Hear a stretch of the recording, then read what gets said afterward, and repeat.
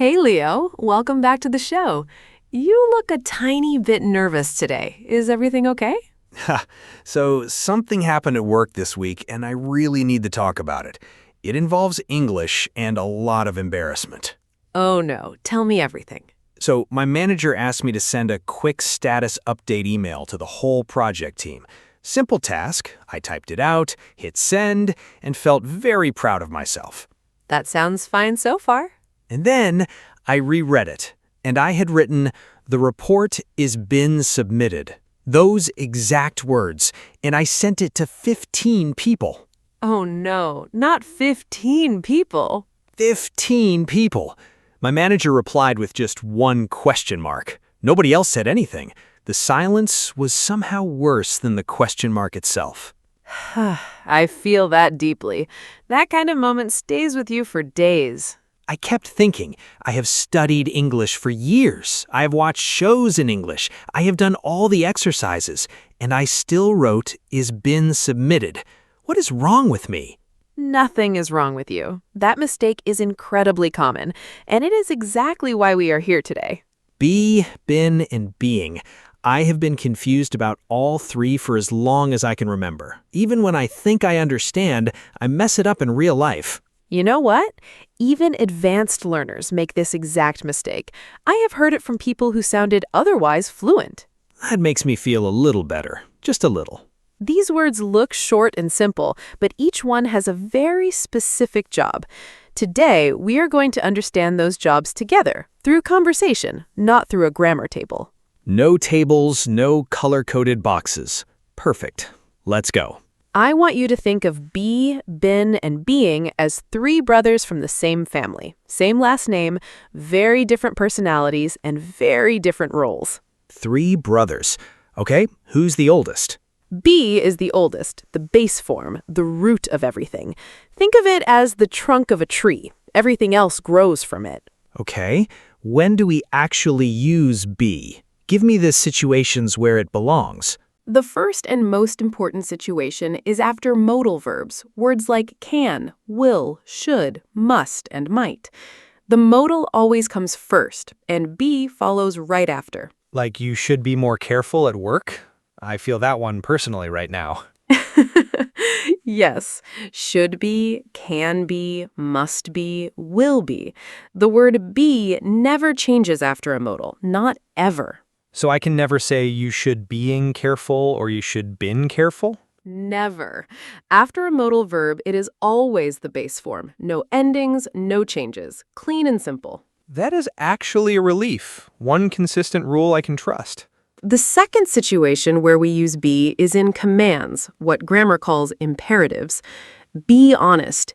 Be yourself. Be quiet. Be patient with yourself. So when you were telling someone what state to be in, you use be. Yes, it is the purest form of instruction. You are pointing at someone and saying, right now, this is what I want you to become. Be the change you wish to see in the world. That famous quote uses be as a command. Exactly. A perfect real example. Be the change. Imperative, base form. Spot on. Okay, I feel good about be now. Let us talk about been. This is the brother that keeps getting me into trouble. So, been is the past participle of be. But forget the grammar label for now. The most important thing to know is this. Been never works alone. It always needs a helper. Always. Has, have, or had. Those are the only three helpers. You'll never see a correctly formed English sentence where been stands without one of those words. So if I say, I've been to that restaurant, that's wrong. In standard English, yes. You need I have been to that restaurant, or the contracted form, I've been there. The helper is not optional, it's essential. Been is like a supporting actor. It can't carry the scene alone. It needs the lead. That is a wonderful image. The helper is the lead actor, and been is the essential support. Together, they tell a complete story. What story do they tell? The story of a past experience that still connects to the present moment. I think of been as a bridge. It spans from the past all the way to right now. Give me an example of that bridge in action. Compare these two sentences. I went to Paris in 2021. That is a past fact. It happened, the door is shut. Right, just a closed piece of history.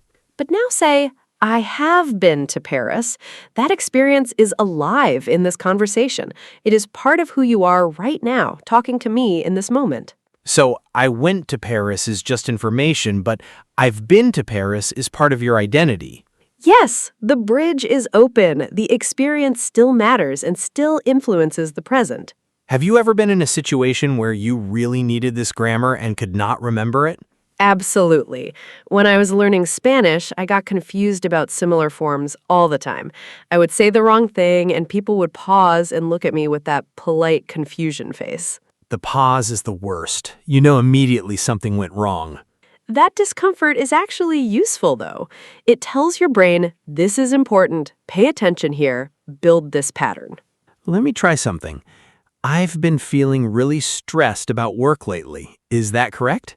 Completely correct. Have been feeling. Helper, been, and then the ing verb. That structure means the feeling started in the past and is still with you right now. So been plus ing means something is ongoing from the past all the way to this moment. Yes, and you will use that structure every single day.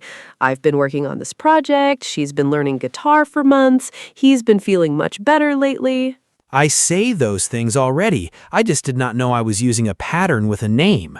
That is one of the best moments in language learning, discovering you are already doing something right. You just needed to see it.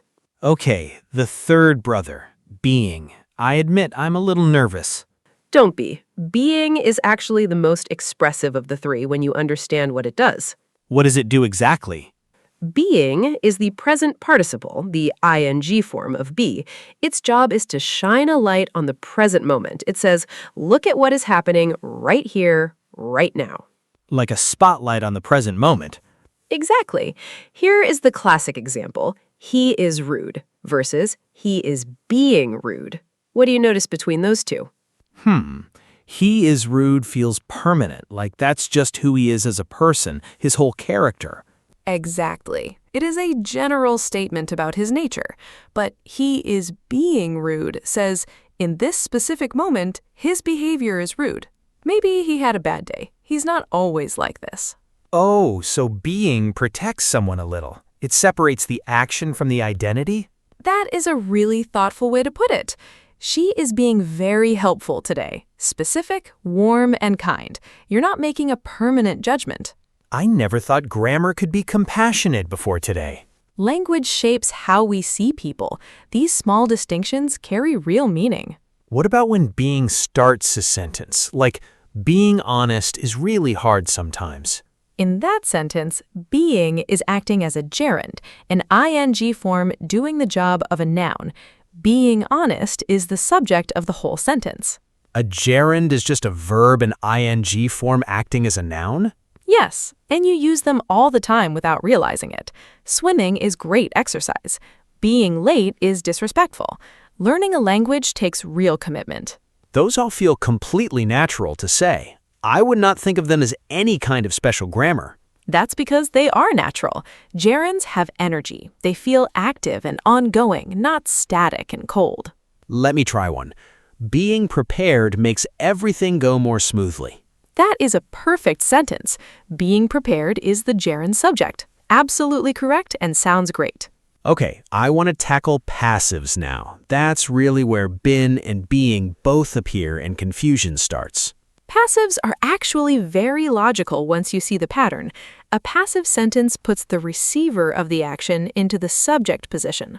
Like, the email was sent. The email did not send itself. Someone sent it, but the email is the grammatical subject. Exactly right. With been, the report has been submitted. The contract has been signed. The meeting has been canceled. These are all completed actions. And they all use has or have before been. Always. Now look at being in passives. The report is being reviewed. The issue is being handled right now. What do these feel like? They feel active, like the action is still happening as we sit here talking. Yes, has been reviewed, completed, done. Is being reviewed, someone is doing it right now, at this very moment. So in my unfortunate email, the report is been submitted mixed those two completely together. Yes, you used is, which belongs with being, but then followed it with been. That pairing doesn't work. The correct version is simply the report has been submitted. Clean, clear, and professional. Your manager would have nodded instead of sending a question mark. 15 people would have received a normal, perfectly fine email. What a different week that would have been. Okay, let me think of a real situation where I would need all three of these in the same conversation. Let us try one. Imagine you are in a job interview. The interviewer asks, "How long have you been working in your current role?" Oh, so they use have been because the job is ongoing from the past to now. The bridge stays open. Exactly. It started in the past and you are still there. Then they follow up and ask what project you are currently being evaluated on. Being evaluated, that is a continuous passive. The evaluation is actively happening right now. Right. And at the end of the interview, they say, "A decision will be made and you will be notified within a week." Will be notified. Modal verb plus base form be plus a participle. 3 things we talked about today, all in one natural sentence. In one single sentence. That is how grammar works in real life. It's not isolated rules. It's a system that flows naturally. I never thought about an interview conversation as a grammar lesson before, but it makes so much sense. The more you notice patterns in real conversations, the faster everything clicks. Grammar is everywhere. You just need to start seeing it. Okay, one more situation. What if someone asks whether you have ever been misunderstood because of a language mistake? That question uses been perfectly. Have you ever been misunderstood? A past experience still relevant to this present moment. And my answer would be, yes, I have been misunderstood many times. And right now I'm being very careful because of it. That answer is perfect. Have been misunderstood, past participle passive with a helper, am being very careful, continuous, ongoing right now. I used all 3 brothers in 2 sentences without even trying. That is exactly when you know it's working. You stop thinking about the rule and just start speaking naturally. Okay, let us slow down and actually practice together. I want you to say some sentences out loud, Leo. I'm ready. Slightly nervous, but ready. First one, say it clearly. I've been learning English for a long time, and I'm getting better every day. I've been learning English for a long time, and I'm getting better every day. That felt completely natural, like it just belongs in my mouth. That's because it does belong there. You said it perfectly. Now try, she's being incredibly generous with her time today. She's being incredibly generous with her time today. That felt a tiny bit unusual. Is that normal? Totally normal. Being highlights one specific moment very directly, so it can feel quite pointed. But the grammar is exactly correct. Okay, let me test myself now. He has being promoted to manager. Is that right? What does your instinct say? Actually, no. The moment I said it, something felt wrong. It should be has been promoted, right? Yes, perfect self-correction. After has, you always need been. Has been is the pattern. Has being does not work. So the 2 most important patterns to hold on to are has been and is being. Exactly. Master those 2, and you will avoid the vast majority of mistakes with these words. Has been, completed but connected to now. Is being, actively happening in this moment. You have just given yourself a perfectly clear working summary. Let me give you one more real-life sentence to try. Go for it. The new system is being tested by the engineering team this week. The new system is being tested by the engineering team this week. That sounds like something from an actual work email. It is exactly what you would see in a professional update. Is being tested. Continuous, passive, ongoing action. You nailed it. I could send that without panic. That is progress. For everyone listening, please pause right here. Say these 2 sentences out loud. I've been working really hard this week, and he is being very patient and supportive. Your mouth needs practice as much as your brain does. Say it. Hear yourself say it. Feel the rhythm. And write your own sentence in the comments using be, been or being, from your real life, your real situation. The attempt is what matters. Let us do a quick word tour before we close. Just a few important words from today. Yes, I have been waiting for this part. First word, participle. I see this in grammar books constantly. Nobody ever explains it simply. What is it really? A participle is a verb form that helps build tenses or describe things. Been is the past participle of be. Being is the present. So participles are verb forms that assist other verbs in building complete ideas. Exactly. She has been waiting for 2 hours. Both been and waiting are participles there, working together as a team. Got it. Next, Gerund. a verb in ing form that acts like a noun. Yes, being responsible takes practice. Being responsible is the gerund, the ing form, doing the subject job. And we use gerunds in everyday speech without ever noticing we're doing it. All the time. Swimming is good exercise. Being kind matters. Waiting is exhausting. All gerunds as subjects. All completely neutral. Grammar I am already using. I like that. Next word. Modal verb.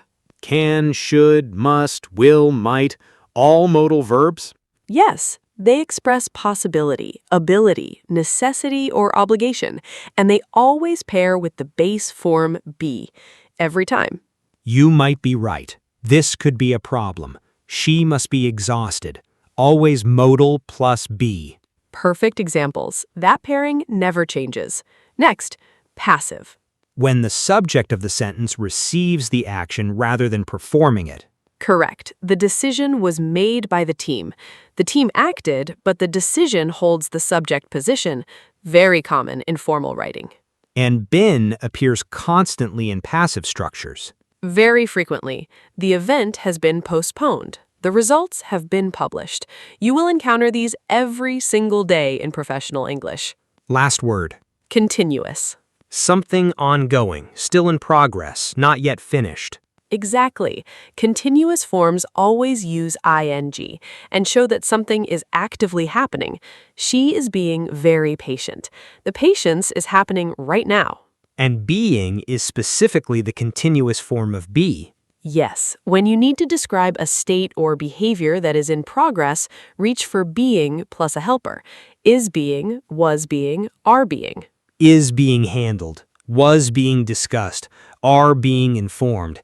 I can hear how naturally those flow now. You have come a long way in just one conversation. Notice that, Leo.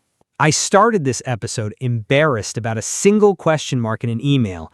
I am ending it feeling like I understand the actual logic behind these words for the first time. That is exactly what real learning feels like. You don't memorize rules and hope for the best. You understand the logic, and then the rules take care of themselves. Be is the base, clean, simple, used for commands and after modals. Been is the bridge, connecting past experience to this present moment. Being is the spotlight, showing exactly what is happening right now. That is honestly the clearest 3-sentence summary of this topic I have ever heard in my life. Write it down, everyone. It's already on a sticky note. It's going right on the monitor next to the corrected version of that email. Here's what I want to leave with you today. Be, been, and being are not 3 problems to be feared. They're 3 tools. Now you know exactly what each tool is built for. Tools, not problems. That's going on the wall. Thank you so much for spending this time with us. It genuinely means the world. Please subscribe if you haven't already. New episodes every week, and we would absolutely love to keep learning alongside you.